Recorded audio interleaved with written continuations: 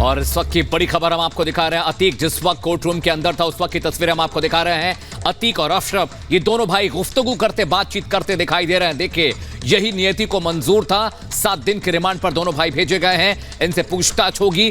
ये court room के भीतर की तस्वीरें हैं जब आज सेजम कोर्ट में दोनों की दोपहर में पेशी हुई। तो देखिए किस तरह दोनों भाई आपस में बात कर रहे हैं। कोर्ट के भीतर की तस्वीरें हैं। अतीक और अशरफ पहली बार कई महीनों के बाद इस तरह से मिले हैं और दोनों में बात हुई है। और अमित, ये उस वक्त की तस्वीर है जब अतीक को ये बताया गया था कि असद का एनकाउंटर हो गया है। उसके बाद बताया जाता है कि अतीक को जैसे ही ये बात पता चली वो रोने लगा और वहीं पर बैठ गया। और उसके बाद अशरफ ने वहां पर आकर उसको सांत्वना दी, उसको समझाया बुझाया। उस वक्त की तस्वीर ये हम अपने दर्शकों को दिखा रहे हैं। कोर्ट रूम के अंदर की तस्वीर, कोर्ट के अंदर की तस्वीर जब माफिया ब्रदर्स एक साथ थे। उस वक्त जब असद का एनकाउंटर किए जाने की खबर अतीक तक पहुंची, उसके बाद अतीक रोने लगा और किस तरीके से वो सदमे में था वो साफ तौर पर इस तस्वीर के जरिए देखा जा सकता है। अशरफ उसे समझाते हुए, ये उसी वक्त की तस्वीर हम अपने दर्शकों को दिखा रहे हैं। देखिए दो तस्वीरों के जरिए इस तस्वीर के भाव को समझने की कोशिश कीजिए। इमोशनल हो गया था उस वक्त अतीक। ये देखिए दूसरी तस्वीर जो हम आपको दिखा रहे हैं, असद और गुलाम का जब एनकाउंटर हुआ था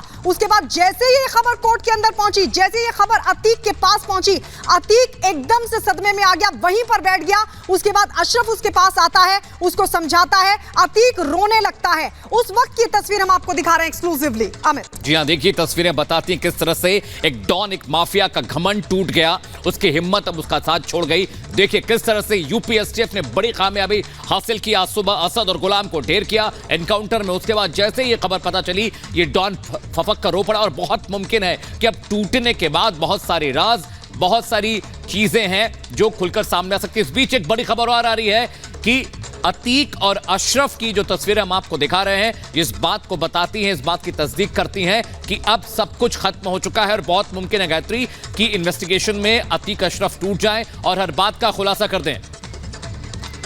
और इस बीच अपने दर्शकों को एक और बड़ी खबर आपको बता दें। जो तस्वीर हम आपको दिखा रहे थे, बताया जा रहा है कि अतीक ने असद के एनकाउंटर पे कहा कि सब कुछ मेरी वजह से हुआ, सब कुछ मेरी वजह से हुआ।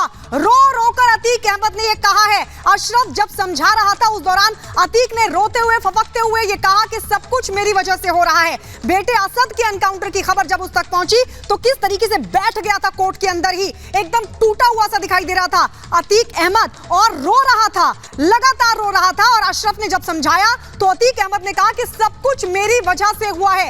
यह अतीक अहमद की तरफ से कहा गया। मृदुल और सत्यविजय हमारे सहयोगी और साथ ही सृष्टि हमारे साथ लगातार ग्राउंड जीरो पर बनी हुई है।